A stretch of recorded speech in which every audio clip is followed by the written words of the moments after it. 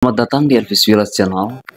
Di kesempatan hari ini teman-teman saya sedikit berbincang atas kedatangan Cristiano Ronaldo di Indonesia, Nusa Tenggara Timur, khususnya di Kupang. Balik lagi dengan saya Dominic di Komoro Podcast. So let's level up together. Ayo kita naik kelas bareng. Jadi kali ini kita akan collab dengan brother saya Elvis untuk kedua kalinya, bro ya. Ya, Elvis Villas Channel di sini. Di kesempatan hari ini juga kami lagi akan membahas atas kedatangan Cristiano Ronaldo di Indonesia, Nusa Tenggara Timur, khususnya di Kupang ya. Ya, ini gempar sekali. Wow, Jadi- benar-benar gempar. Iya, betul-betul. Karena memang Ronaldo ini kan seorang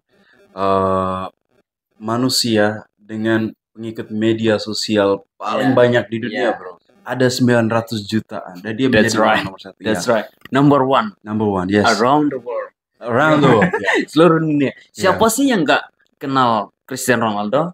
Ya, betul. Ini bukan baru bicara di dunia, tapi ini seluruh ya, Ya, betul. seluruh betul. dunia. Ya, jadi Ronaldo ini kita ketahui bahwa memang sejak dia menjadi seorang pesepak bola profesional Iya. dan karirnya itu begitu cepat gitu ya, ketika Benar dia sekali. keluar dari kampung daerahnya sendiri benar dengan sekali. segala keterbatasan orang tua, Yes. kemudian dia masuk ke klub bola lokal di sana dan Iya. kemudian starting point-nya itu ketika dia dipinang oleh Manchester United dan Yes. di situ dia boom dan progresnya dia itu cukup signifikan. Ya. Dan, Apalagi hal yang lu tahu tentang Ronaldo ini? dan juga sempat saya saving kata-katanya Ronaldo. Mm-mm. Cristiano Ronaldo pernah berkata, lebih baik kita bermimpi dengan keadaan sadar Oke. daripada kita bermimpi dengan keadaan tidur. Oke. Itu sangat Jadi benar-benar amazing. Oke.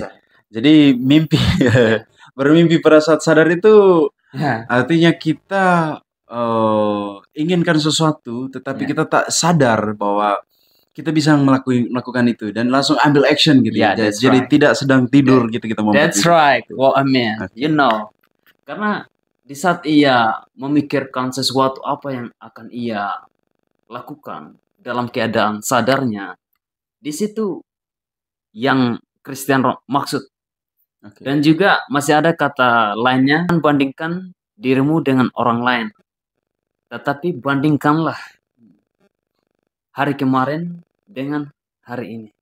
Oke. Itu maksudnya benar-benar berbobot kalau saya imajinasi gitu. Ya. Oke, dan baru ngomong-ngomong Ronaldo ke Indonesia itu Karena kedatangan Cristiano Ronaldo di Indonesia, Nusa Tenggara Timur, bagian Kupang, dia itu tidak hanya sekedar menjalankan traveling untuk ke wisatawan, enggak. Tetapi ada misi yang akan ia terapkan ya di Indonesia, Nusa Tenggara Timur, khususnya di Kupang, misi kemanusiaannya. Dan juga di situ organize yang berjudul Amal Helping Hand of America. Nah, di dalam organize-nya nanti ini yang ia bangunkan ada 14 jenis pembangunan yang ia bangunkan, seperti pembangunan sekolah, pembangunan gereja, dan juga panti asuhan buat anak bangsa Republik Indonesia. Oke, yang menariknya juga kan Ronaldo ini hadir di Indonesia itu bukan kali pertama. Jadi Ronaldo sudah pernah ke Indonesia sebelumnya itu tahun 2005 sama 2013. That's right. Exactly. Jadi 2013 itu kalau nggak salah itu penanaman mangrove. Jadi Ronaldo ini memiliki mangrove yang ada di Bali dan memang Ronaldo juga selain peduli sesama manusia, dia juga peduli dengan lingkungan, isu-isu global. Itu yang menjadi highlights penting ya.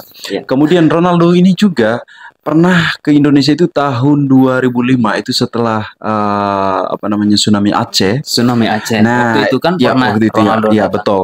Dan yang waktu itu salah satu anak bangsa itu diasuh oleh Ronaldo yang semua orang mungkin kenal ya. Martinez kalau nggak salah. Ya, benar sekali. Itu yang kemudian dia bawa ke Portugal dan sampai saat ini dia sudah besar dan sudah kembali ke tanah air ya. Dan itu merupakan bentuk kepedulian seorang Cristiano Ronaldo dengan alam maupun dengan misi kemanusiaannya yang benar-benar tinggi ya, Pak Dominik. Oke, kalau kita lanjut dengan kedatangan Cristiano Ronaldo, kan sebelum ke Kupang dia masih menyempatkan dirinya untuk ke Jakarta, ibu kota Indonesia ya, Pak Dominik. Nah, di mana ia meluangkan waktunya untuk bertemu tokoh-tokoh penting di sana, seperti salah satu ketua PSSI yaitu Erick Thohir, dan juga bertemu Menteri Olahraga Pemuda Republik Indonesia Dito Aristejo. Tentunya bertemu dengan Menteri Pemuda Olahraga Republik Indonesia dan juga Ketua PSI Erick Thohir. Setelah itu ia lanjutkan perjalanannya menuju ke Nusa Tenggara Timur, Kupang. Ya. Selamat datang di NTT. Ya, welcome to Nusa Tenggara Timur. Untuk Ronaldo, nah, yang lebih menariknya loh, Pak Dominik, sesampai di Bandara El Tari Nusa Tenggara Timur, ia langsung take action, langsung mengunjungi salah satu rumah sakit terbesar di Kupang, rumah sakit kanker. Kenapa Ronaldo mengunjungi salah satu rumah sakit terbesar kanker itu? Karena ada kepedulian, karena juga bagian dari misinya yang organize amal Helping Hand of America. Oke, jadi ini perusahaan Amerika ya, apa namanya, yayasan Amerika yang memiliki kepedulian terus terhadap kanker ya, dan mereka menjadikan NTT Kupang itu sebagai salah satu bentuk dari program kerja mereka dalam ya apa namanya memerangi kanker gitu ya.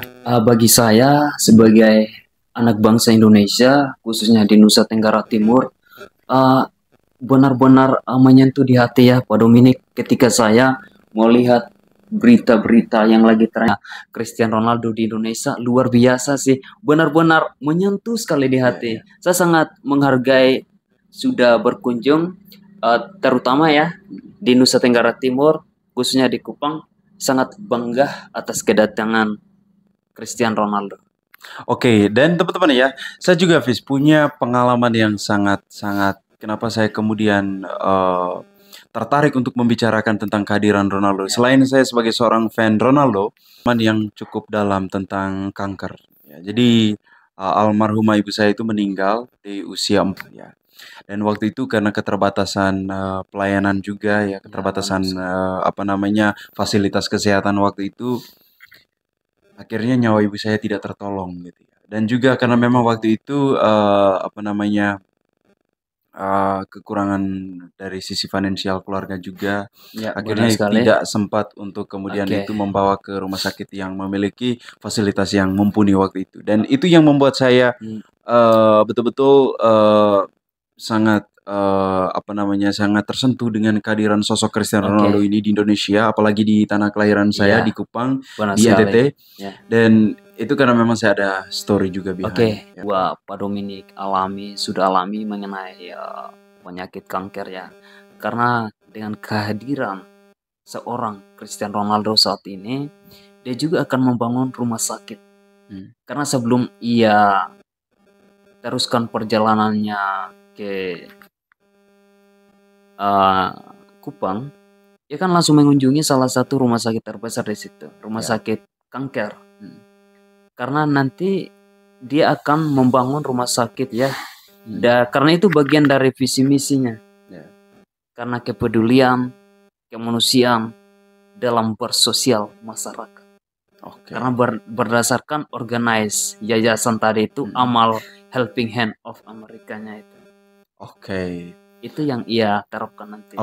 Jadi untuk yang mengundang dia itu ke sini itu sebenarnya itu ada namanya Yayasan Geraha Kasih. Geraha Kasih Geraha Kasih itu yang kemudian mau fasilitasi untuk Ronaldo datang dan untuk apa namanya dan yang memberikan bantuan atau amal ini juga kemudian mereka datang gitu. Jadi ini betul-betul luar biasa ya. Dan terlepas dari kita ngomongin soal kemanusiaan ini, bagaimana menurut lu, apa impact atau dampak kehadiran Ronaldo di NTT khususnya, Indonesia umum?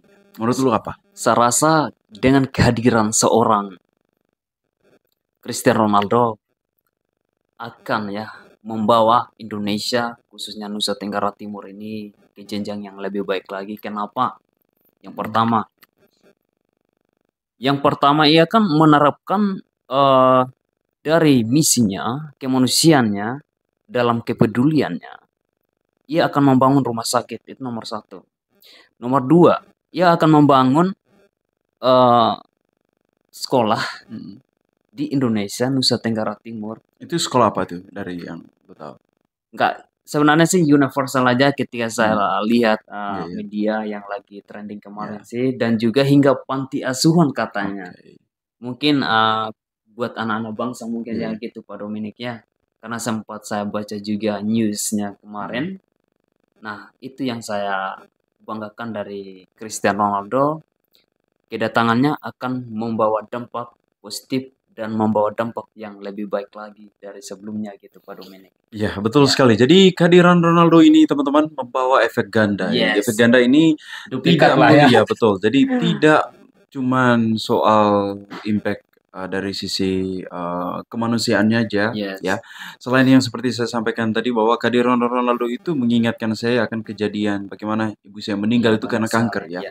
Itu karena yang pertama itu di daerah itu masih kurang sosialisasi tentang kanker dan bagaimana tindak lanjutnya kalau misalnya ada pasien kanker, kalau misalnya orang sudah sudah terinfeksi kanker ini, bagaimana solusinya itu ketika seingat saya itu saya tidak dapat informasi sama sekali. Dan dari informasinya dari rumah sakit di sana itu mereka tidak memiliki fasilitas yang mumpuni untuk itu. Ya, jadi impact-nya kalau menurut saya itu bagaimana dengan kehadiran Cristiano Ronaldo ini, saya pikir bahwa masyarakat makin banyak mengedukasi diri ya, mencoba mencari informasi di internet ya tentang bagaimana kanker itu sebenarnya, bagaimana dampaknya dan bagaimana treatmentnya untuk bisa keluar dari itu, mengatasi itu ya. Dan berikut mungkin dari saya itu impact lain itu bahwa NTT kita itu semakin dikenal ya. Seperti kita ketahui ya bahwa seperti kita ketahui bahwa kehadiran Ronaldo itu disorot begitu banyak mata dan oleh media-media, bro. Karena gini Pak Dominik, di tahun 2025 ini kan kalau kita berbicara destinasi yang wajib dikunjungi adalah Nusa Tenggara Timur. Nah, itu akan menjadi sorotan, akan menjadi dampak juga buat destinasi yang ada di tourism di Nusa Tenggara Timur, karena CR7 ini siapa yang nggak tahu? Ya, betul. Dia kunjungannya di mana gitu kan? Pasti di NTT. Nah, di situ juga ia akan membawa dampak bagi Nusa Tenggara Timur gitu. Betul sekali, saya setuju itu. Karena gini, seorang Cristiano Ronaldo itu tentunya punya efek. Dia punya berjuta-juta pengikut ya di media sosial ya. Ketika dia posting foto ya, dan itu juga akan mengundang perhatian banyak orang juga ya. Yang lebih memukau di saat ia membuat channel YouTube-nya itu baru 3 hari loh. Dia sudah 3 juta subscriber. Bayangkan, baru 3 hari kemarin tuh. Benar nggak sih? Iya. Dan itu karena pengaruhnya luar biasa. Dan juga bagaimana menurut lo dengan nasib sepak bola NTT? Kalau menurut dengan kehadiran Cristiano Ronaldo ini, apakah ada impact atau dampaknya buat persepak bolaan di NTT? Kalau menurut lo? Kalau menurut saya sih saat ini, karena saya juga lagi berpatokan pada news yang saya baca kemarin kan, karena kan ada 14 jenis yang ia terapkan, yaitu pembangunan sekolah dan panti asuhan dan rumah sakit. Kalau mengenai sepak bola saat ini saya belum terlalu tahu ya. Mungkin saya harapkan dengan kehadirannya CR7 ini akan menjadi dampak untuk perkembangan football ya di NTT. Mungkin saya rasa seperti itu sih Pak Dominik ya.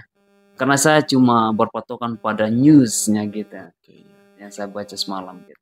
Oke ya, betul sekali. Kalau menurut saya itu kehadiran Ronaldo itu di NTT ini memberikan anak-anak muda untuk menekuni passionnya sebagai seorang pemain sepak bola ya, karena daerahnya dikunjungi oleh Ronaldo ya. Dan tentunya pasti ada pihak-pihak khususnya PSSI untuk daerah kita Ya, itu yang akan benar sekali. mencoba untuk mensoundingkan itu ya. Mungkin saya harap juga PSSI daerah kita NTT itu mencoba untuk meminta saran Ronaldo bagaimana tips and trick kemudian cara-cara untuk membangun akademi sepak bola yang berkualitas dan Ya. juga saya harapkan juga apa namanya pemerintah di sana juga harus sigap gitu ya, paling tidak harus buatkan sebuah museum yang memang Museum, ya. berkaitan dengan Ronaldo ya, di mana kita mencoba apa namanya membuat masyarakat itu ingat tentang seorang Ronaldo yang Ya, adalah benar seorang sekali. pemain terbaik di dunia ya. Dengan demikian anak-anak muda itu apa namanya terpacu atau Tertarik lah ya gitu. tertarik gitu ya untuk mengembangkan profesionalismenya Ya. di dunia sepak bola. Itu Ya, yang benar menurut saya sekali sih. ya. Oke, kemudian bagaimana menurut lu impact-nya ke pariwisata, bro? Kalau berbicara impact, ada impact positifnya di Nusa Tenggara Timur. Karena di tahun 2025, destinasi yang wajib dikunjungi kan adanya di NTT. Ya. Nah, sedangkan sekarang 2025 ini kan Cristiano Ronaldo hadir di Ya. NTT. Pariwisata di situ akan lebih memiliki impact yang lebih increase. Pariwisatanya akan lebih increase lagi dengan kalau menurut saudara gimana sih atas kehadiran Ronaldo mengenai tourismnya di Nusa Tenggara Timur, seperti apa tanggapan saudara gitu? Iya, kalau menurut saya sih benar sekali ya, karena kita ketahui bahwa Ronaldo itu semacam magnet yang sangat kuat di muka bumi ini saat ini. Karena dia memiliki pengikut yang sangat banyak gitu ya. Jadi dia semacam magnet, kemanapun dia pergi akan dia ditinjau. akan dipantau oleh berjuta-juta mata gitu atau bermiliaran miliaran hingga karena triliun media-media ya. Karena ia aja menyempatkan jet pribadinya yang harga 1,2 triliun ya. Luar biasa. Ya, itu udah mungkin kita itu bagaimana cara kita juga apa namanya menunjukkan apa yang kita punya itu berkaitan dengan tourism dan sebagainya. Itu kita manfaatkan media Cristiano Ronaldo ini sebagai wadah untuk kita mempromosikan daerah kita juga ya. Luar biasa. Mungkin di kesempatan hari ini setidaknya kami sudah berbincang dan bertukar pikiran dengan rekan saya Komodo Podcast dan juga Elvis Wilas. Nah, buat teman-teman jangan lupa juga untuk berkomentar ya tanggapan teman-teman atas kedatangan Cristiano Ronaldo itu seperti apa sih tanggapan kalian gitu. Oke, mungkin masih ada yang ingin disampaikan sedikit Pak Dominik. Oke, teman-teman, that's all for now. So jangan lupa untuk subscribe Komodo Podcast dan Elvis Wilas channel. And make sure you guys like, comment down below, and subscribe. That's all for now. Bye-bye.